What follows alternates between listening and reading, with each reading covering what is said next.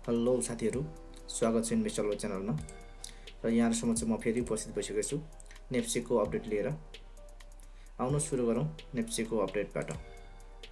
Chart दिइसकेको छ nepse को र आज nepse 2498.53 मा रोकिएको छ। आज बेरिश सेन्टिमेन्ट देखियो र हामीले तपाईहरुलाई पहिलेदेखि पनि भन्दै आएका थियौं, यो एउटा सपोर्ट जोन हामीले बनाएका थियौं। यो हाम्रो 2021 अप्रिल 27 को यो पुरानो एउटा स्ट्रङ सपोर्ट रहेको थियो। यो सपोर्टको आसपासमा आइसकेको छ र बजार यो 2500 अथवा चाहिँ यो 2480 यो आसपासको एउटा जोन रहेको छ र यो जोन चाहिँ धेरै नै स्ट्रङ रहेको देख्न सक्छौं। र हामीले अलिकति जुम गर्छौं। यसलाई जुम गर्दाखेरि यो एउटा स्ट्रङ सपोर्टको आसपासमा आइपुगिसकेको छ र यसले अब छिटै नै यो सपोर्टलाई चाहिँ यसले रेसिस्ट गर्न सक्यो अथवा चाहिँ यसलाई थेक्न सक्यो भने बढेर जान सक्ने चाहिँ सम्भावना देख्न सक्छौं। यसमा हामी भोल्युमको कुरा गर्छौं। भोल्युम पनि एकदमै कम आएको छ। 20 डेज को मुभिङ एभरेज भोल्युम भन्दा एकदमै कम आएको छ र आज भोल्युमको कुरा गर्नुपर्दा आज 1.58 अर्बको मात्रै कारोबार भएको छ। एभरेज भोल्युम भन्दा नि कम रहेको छ र यसरी बजार घटिराख्दाखेरि चाहिँ भोल्युम घट्दै जानु भनेको अब सस्तोमा चाहिँ सेलरहरुले चाहिँ बेच्न राजी छैनन् भन्ने कुरो हो। अब सम्भवतः भोलिदेखि बजार बढेर जान सकिन्छ, प्रबल सम्भावना देख्न सकिन्छ। यसमा चाहिँ तपाईहरुले चाहिँ राम्रो कम्पनीहरु किन्नुभयो भने रिस्क रिवार्ड रेशियोको पर्सपेक्टिभले हेर्ने हो भने पनि रिस्क भन्दा बढी रिवार्ड नै पाउन सकिन्छ।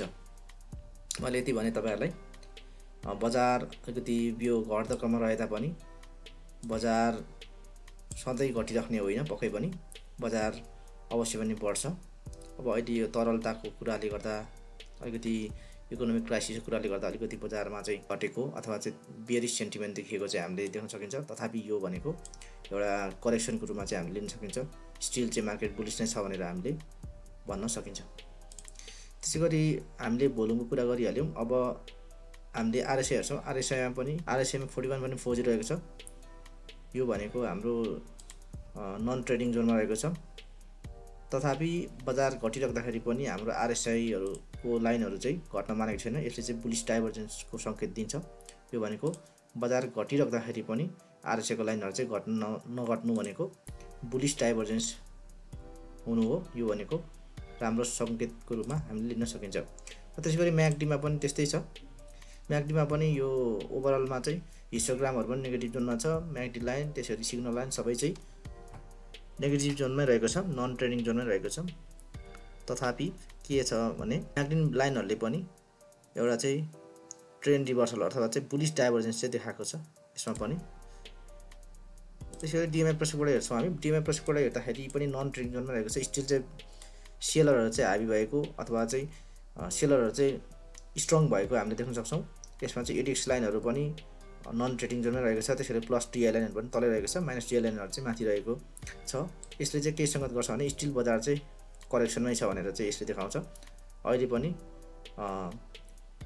ट्रेन्ड चाहिँ आइसकेको छैन भन्ने चाहिँ यसले देखाउँछ। बायरहरु चाहिँ एकदम कमजोर रहेको यहाँबाट हामीले देख्न सकिन्छ। ओभरअलमा हेर्नुपर्दा बजार चाहिँ एउटा सपोर्ट जोनमा आइसकेको छ र हामीले के बुझ्नु पर्दछ भने सधैँ बजार घट्ने होइन, एउटा स्ट्रङ सपोर्टमा आइसकेको छ। हामीले विचार गरेर चाहिँ किन्न पनि सकिन्छ अथवा चाहिँ होल्ड गर्न सकिन्छ। हामीले अबको रणनीति भनेको केही बाइ गर्ने अथवा चाहिँ भएका स्टक होल्ड गरेर बस्ने हो। अब केही बजार चाहिँ बढेर जान सक्ने चाहिँ संकेत देखेको छु। अवश्य तपाईहरुले मैले आज यति नै भने। मनमा लागेको केही कुराहरु भए, कुनै स्टकहरुको बारेमा जान्न मन लाग्यो हाम्रो कमेन्ट बक्समा कमेन्ट गरिदिनु होला र हाम्रो च्यानल मन परेमा सब्स्क्राइब गरिदिनु होला। लाइक कमेन्ट गरी शेयर पनि गरिदिन सक्नुहुन्छ। यति भन्दै यहाँबाट बिदा हुन चाहन्छु। धन्यवाद।